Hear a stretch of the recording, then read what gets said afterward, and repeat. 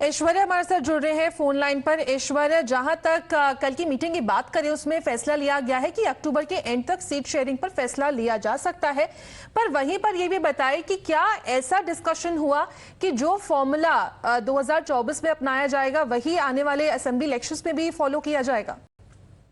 देखिए, शुरू से कहा जा रहा था कि केरला, वेस्ट बंगाल और पंजाब और दिल्ली, ये चार ऐसे राज्य हैं जहां पर सीट शेयरिंग पर पेज कहीं ना कहीं फंस सकता है। लेकिन जब कल INDIA ब्लॉक की मीटिंग हुई उसमें साफ तौर पर सीट शेयरिंग पर बातचीत करी और उसके बाद ये फैसला लिया गया कि जल्द से जल्द सीट शेयरिंग फॉर्मूला पर भी कहीं ना कहीं कंसेंसस तमाम पार्टीज के बीच में बनाया जाएगा।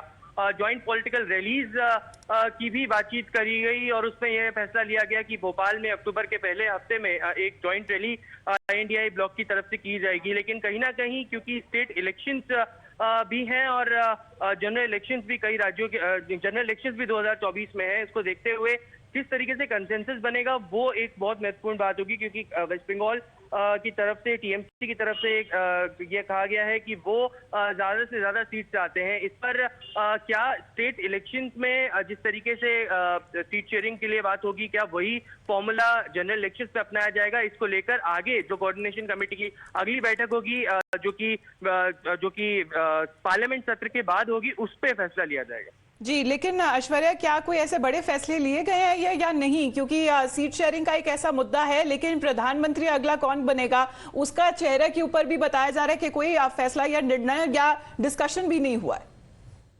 देखिए, तमाम जो पॉलिटिकल पार्टीज हैं उनके नेताओं का कहना है कि इस बात पर कहीं पर भी बैन नहीं है INDIA ब्लॉक के कि अपने अपने लीडर्स का नाम प्रधानमंत्री पद के लिए वो प्रस्ताव ना रखें और या फिर उनके नारे ना लगाए। कल हमने सुना था JDU और आम आदमी पार्टी के तमाम नेता थे जो ये कह रहे थे कि अब वो नीतीश कुमार को अपना प्रधानमंत्री चाहते हैं, कांग्रेस के नेता राहुल गांधी को चाहते हैं, आम आदमी पार्टी के नेता अरविंद केजरीवाल को चाहते हैं। लेकिन कहीं ना कहीं प्रधानमंत्री पद पर कौन दावेदार होगा, इस पर कोऑर्डिनेशन कमेटी की कल कोई बातचीत नहीं हुई है। सूत्र ये भी बता रहे हैं कि आगे चलकर क्योंकि एक चेहरा इनको प्रोजेक्ट करना है, कन्वीनर भी प्रोजेक्ट करना है, लेकिन अभी तक इस पर कोई बातचीत आगे नहीं हुई है।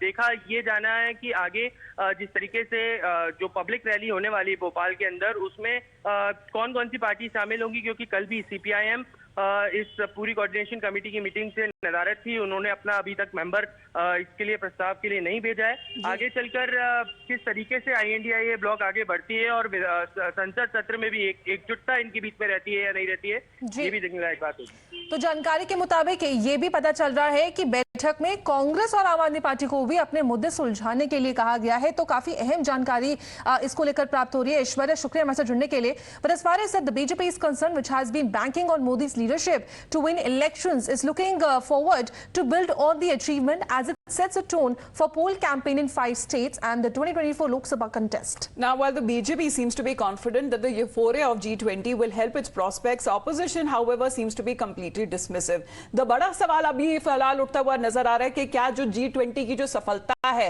वो आने वाले चुनाव के लिए, क्या BJP के लिए एक बड़ा इलेक्टोरल, अगर एक तरह से कहा जाए, मैनिफेस्टो की तरह पे आ जाएगा सामने? क्योंकि ये जो सफलता है BJP अपने नाम पे करती हुई नजर आ रही है, ये सवाल अभी ऑपोजिशन पार्टीज उठा रही है। आपको पता है इंडोनेशिया कितना छोटा मुल्क है? 73% हमारा मुल्क इंडोनेशिया से बड़ा है। पिछले साल इंडोनेशिया में G20 हो गया, आज हमारे मुल्क में हो गया, अच्छी बात है। इससे जो 2 करोड़ नौकरी मोदी जी ने भरोसा दिया था वो मिल जाएगी। जो हमारी बच्चियों के कपड़े उतार के उनका बलात्कार किया जाता है, पहलवान बच्चियों के जो बलात्कारी हैं, जो BJP के साथ नाचते रहते हैं, क्या उसको जेल में डाल देंगे? क्या G20 से जो हमारे मुल्क जो है भूख के हिसाब से पूरे दुनिया में, क्या वो G20 से वो भूख कम हो जाएगी? क्या गैस सिलेंडर की कीमत 400 रुपए हो जाएगी?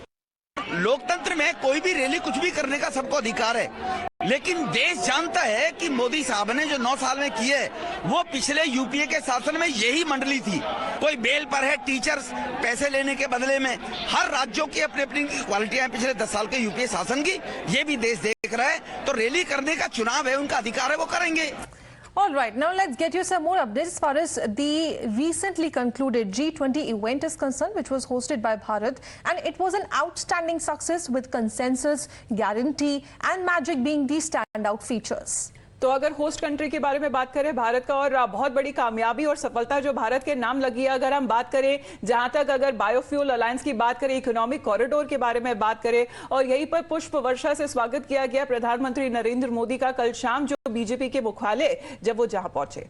Now, as far as the BJP is concerned, all the top leaders were in attendance, and the resolution passed by the cabinet emphasized the Prime Minister's efforts in bringing together countries previously divided on crucial issues. It applauded Prime Minister Modi's leadership in providing strong direction for the Indian G20 presidency to promote global growth and development. आज cabinet की बैठक में प्रधानमंत्री नरेंद्र मोदी जी की अध्यक्षता में जो G20 बहुत सफल उसका आयोजन हुआ। G20 के सफल आयोजन पीएम के कुशल नेतृत्व और दृढ़ इच्छा शक्ति का एक प्रतीक भी है।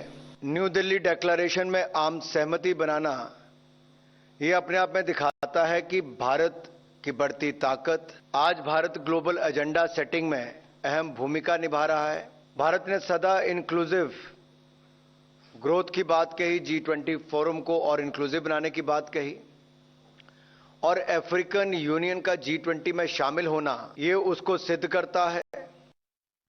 अब वही विपक्षी दलों की बात करें तो खासा नाराज या नाखुश नजर आए, क्योंकि उन्होंने कहा कि ऐसी क्या बात हो गई कि इतनी बड़ी बढ़ाई और असफलता की जितनी जो क्रेडिट है वो बीजेपी खुद उठाती हुई लेती जा रही है, लेकिन अगर बहुत बड़े इश्यूज है, क्रूशियल इश्यूज है जिनके ऊपर बात अभी तक सरकार की तरफ से नहीं की जा रही है, ये सिर्फ भटकाने का एक तरीका है।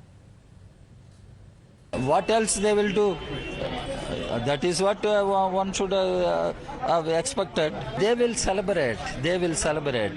And G20, they said one earth, one family. But what is happening inside the country? It should give them an opportunity for serious introspection. What is happening in Manipur? What is happening across the country? Why there are atrocities against Dalits and Adivasis? Why there are atrocities against women and children? तो वहीं अगर BJP की बात करें तो उन्होंने प्रधानमंत्री की सराहना की, ये कहते हुए कि उनका जो सौहार्द है उससे उनको एक विश्वामित्रा के नाम से जो है जाना जा रहा है, और इसी बात से जो है विपक्ष तिलमिलाया हुआ है और ये बात उनको हजम नहीं हो रही है। नरेंद्र मोदी जी ने जो इतिहास रचा है वो इतिहास में तो लिखा ही जाएगा, मानवता के इतिहास में अमिट अक्षरों में वो दर्ज रहेगा। G20 अब तक का सबसे सफल भारत के यहाँ हुआ है। अपोजिशन छोटी छोटी चीजों पे इसलिए वो फोकस कर रहा है क्योंकि अपोजिशन बहुत छोटा हो गया है, उसका मन छोटा हो गया है, उसकी सोच छोटी हो गई है। Who is stopping to celebrate this big achievement of India? ये इंडिया का अचीवमेंट है और भारतीय जनता पार्टी को इसको गर्व है। And counter reactions coming in both from the government and from the opposition side. We'll get you more on that after a short break. You're watching Times Now.